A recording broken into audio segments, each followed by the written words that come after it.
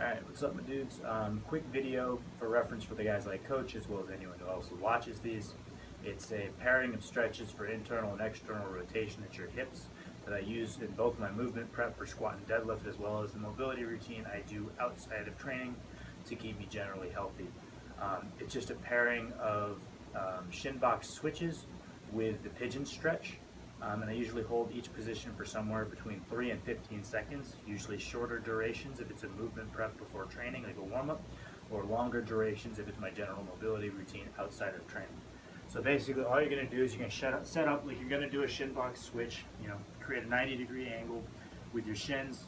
I'm starting with my right leg internally rotated, the other leg is externally rotated.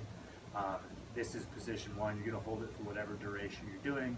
You're going to fold over and do a pigeon stretch, bringing your chest to your shin over the externally rotated leg. Hold that position for whatever the duration is. You're going to come back up, hold briefly.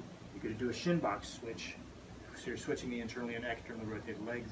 And the same thing, you're going to fold over and do a pigeon stretch off of your externally rotated leg. And I'll usually go back through 3 rounds or so, 3 to 5 rounds, 3 to 15-second holds for each, depending on whether I'm prepping and warming up or just trying to get loose before I go to bed.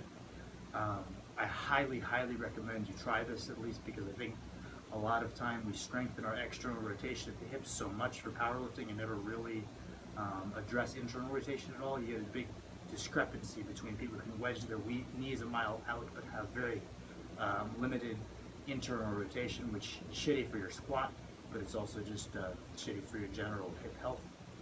So yeah.